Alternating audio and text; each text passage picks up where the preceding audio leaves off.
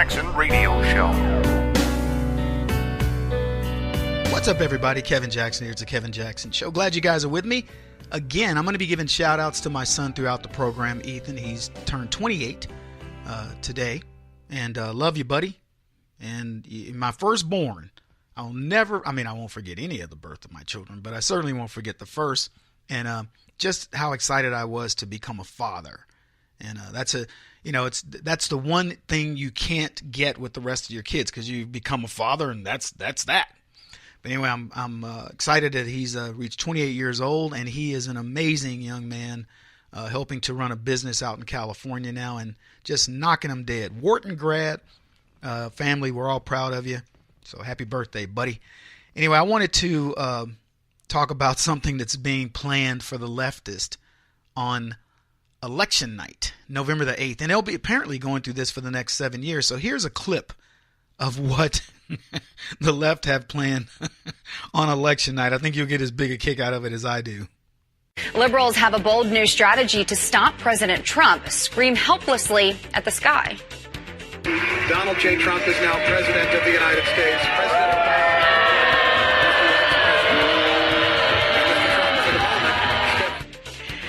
This is not a joke.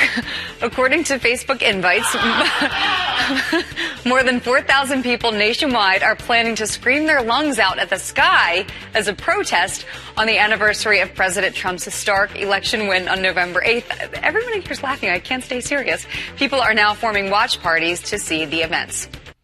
Did you chuckle? Welcome back, everybody. Kevin Jackson here. It cracks me up. Look, leftists are big crybabies. They ruled over America for decades. And then on November the 8th, 2016, we finally said, okay, enough is enough. Y'all have been challenging us for decades. You've been coming up, pushing us. We're in the gym training, doing our workouts or whatever.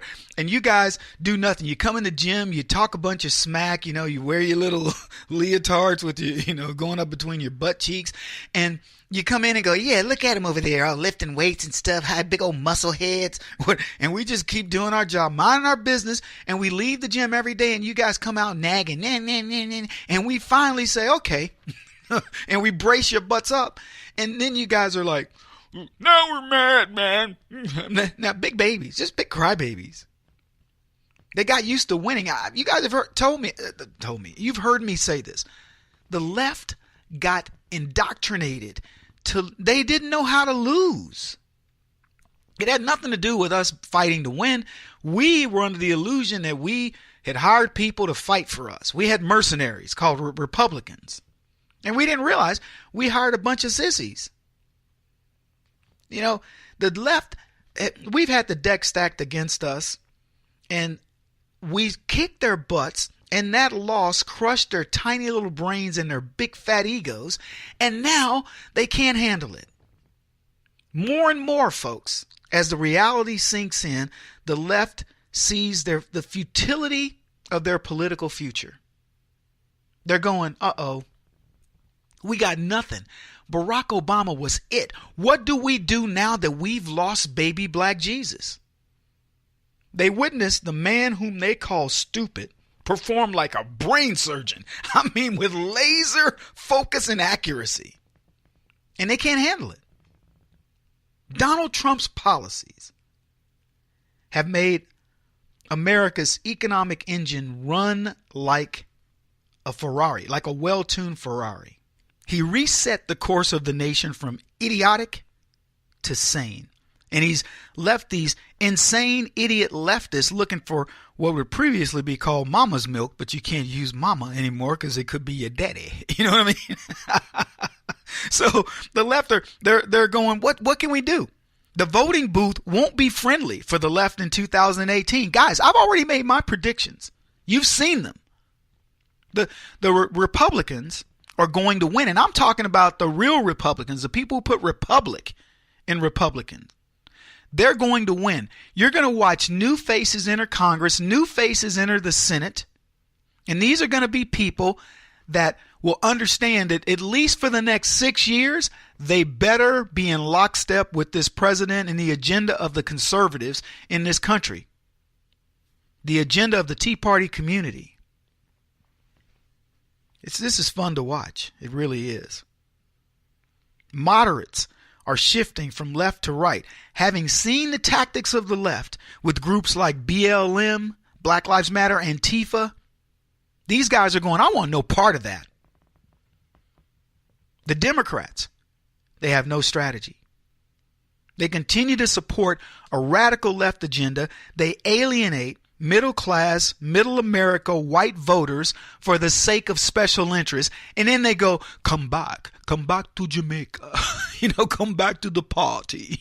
There is no self-respecting white middle class get up and go to work and, try to do the best you can for your family. It's going to look at the Democrat Party and go, yeah, man, look at over there. They're doing such great things.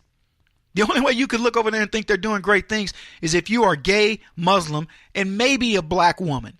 That's about it. And it isn't like black women have done so well under the Democrats, I'll tell you that. The bleak outlook makes the left want to scream.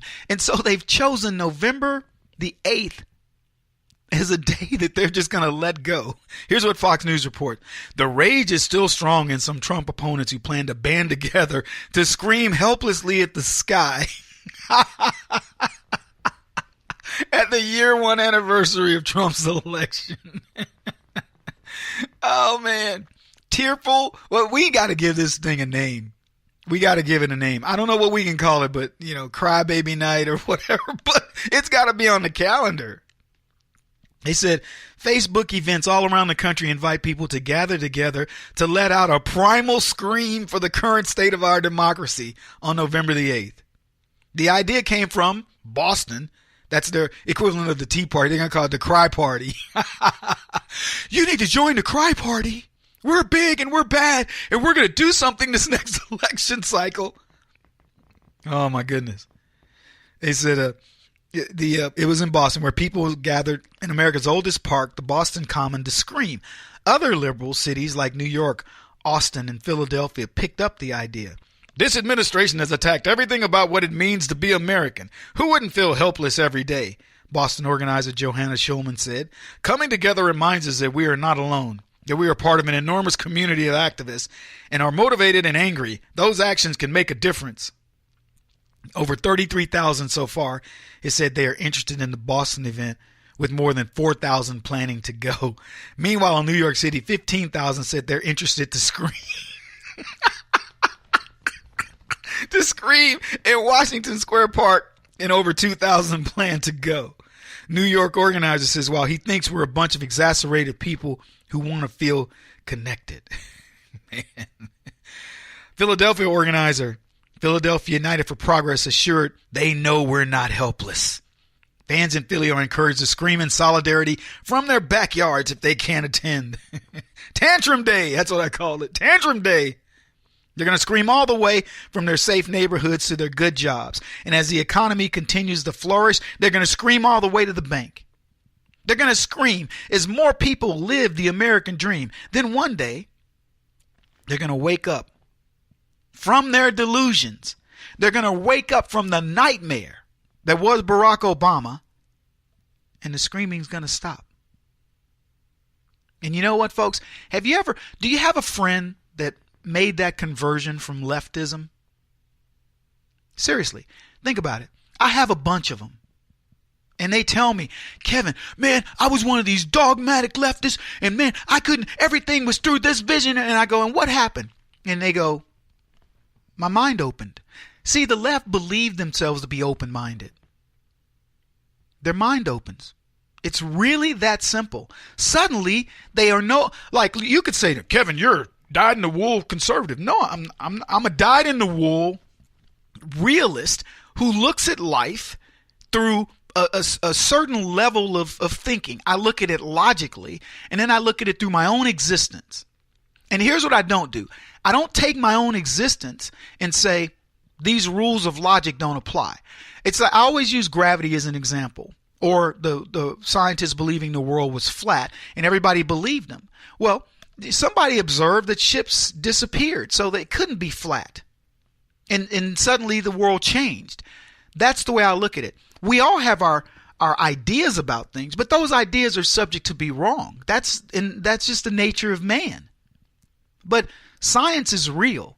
Gravity is 9.8 meters per second squared. That's the rate at which things fall.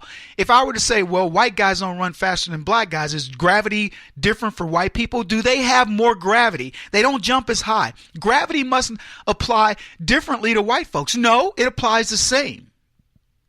But if I notice that, I could say, wow, gravity must be different for white people than blacks. 98% of scientists say gravity is harder on whites than it is blacks. They're going to stop screaming, folks, when they stop with this idea of what they believe it is. They're not even living their own lies. It's just somebody telling them. Kevin Jackson on the Black Sphere Radio Network. Do you owe back taxes to the IRS or state? The secret to avoiding the IRS nightmare is to seek professional representation.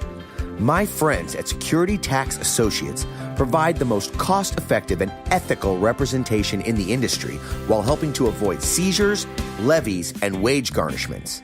Security Tax Associates is here to ensure that the appropriate steps are taken to permanently eliminate any possibility of future tax burdens once and for all.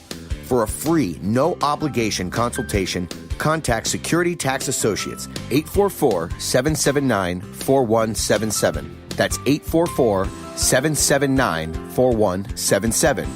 844-779-4177. Or visit them at securitytaxassociates.com.